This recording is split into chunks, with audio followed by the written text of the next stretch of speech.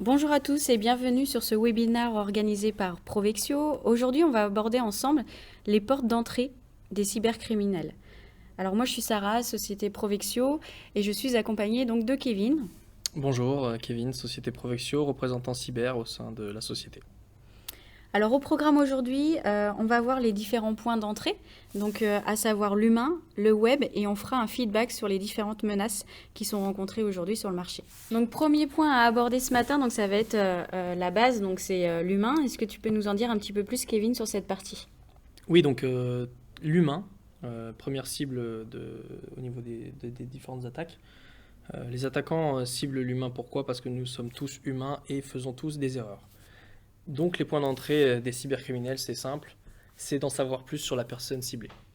Ça passe par plusieurs méthodes, donc la partie internet, effectivement recherche réseaux sociaux, ça va passer par les appels téléphoniques, le mail, donc tout ce qui est attaque de phishing, et après récolte d'informations générales. Donc première porte d'entrée, c'est l'humain parce que c'est lui qui se retrouve face à l'attaquant et c'est lui qui agit justement pour que l'attaquant puisse récolter des informations. Deuxième porte d'entrée, on va aborder tout ce qui est lié au web.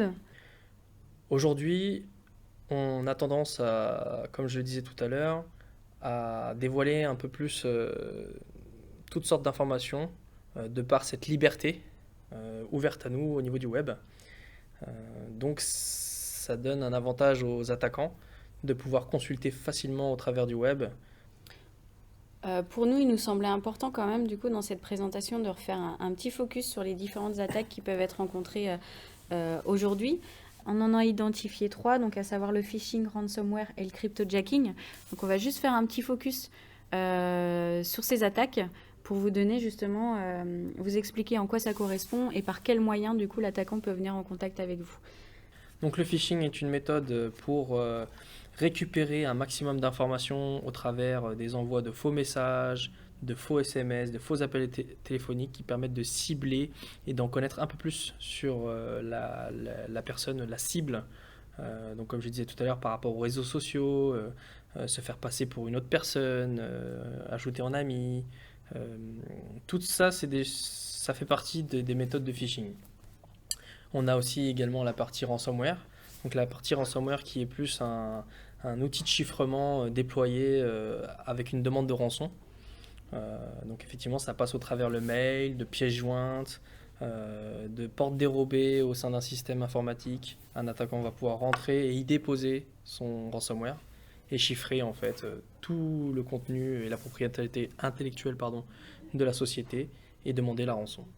Ça, c'est le ransomware. Et la dernière partie, c'est cryptojacking, qui, elle, en fait, est un logiciel malveillant installé sur un ordinateur, entraînant la consommation forte de ressources pour produire de la crypto-monnaie. Voilà. Donc, ça se base après sur plusieurs techniques, hein. Des scripts JavaScript, des bibliothèques CoinHive, toute cette partie-là qui sont utilisées pour, euh, pour déployer le cryptojacking. Est-ce que tu peux nous dire aujourd'hui, Kevin, s'il existe des campagnes entre guillemets de sensibilisation justement pour pouvoir sensibiliser les utilisateurs au sein d'une société? Oui, donc ça c'est une chose très importante. Aujourd'hui, on a à disposition plusieurs outils permettant de sensibiliser les utilisateurs. Au sein de Provexio, on propose la solution Fishtreat de Sophos, permettant d'éduquer les différents collaborateurs au travers de phishing contrôlé.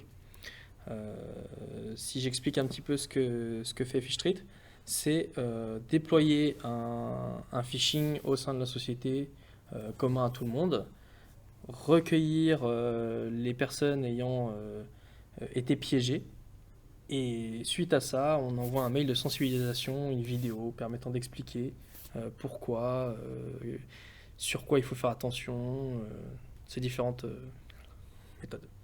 Donc ça consiste globalement à envoyer une fausse campagne de phishing auprès de ses collaborateurs on peut paramétrer du coup la campagne, on a accès à une interface et du coup ça permet justement de voir quelle personne en interne est susceptible d'avoir un comportement justement qui n'est pas approprié pour pouvoir faire face aux attaques et notamment on propose également des formations de sensibilisation, justement, en fonction de l'interaction que la personne aura eue par rapport aux mails qu'ils ont reçus, pour pouvoir accentuer la sensibilisation et mettre en place du coup des campagnes de sécurité qui font que l'entreprise se prémunisse de tout ce qui est attaque externe à l'entreprise.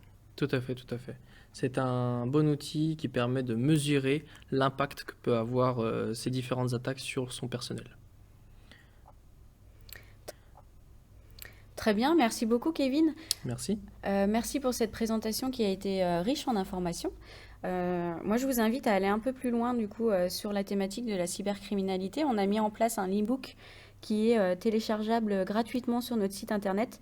Donc n'hésitez pas à aller faire un tour et vous pourrez également y trouver tout ce qui est infographie, notamment sur la partie de ransomware, de phishing et de cryptojacking, qui rentre un peu plus dans le détail du coup de ces différentes attaques et notamment tout ce qui est bonne pratique.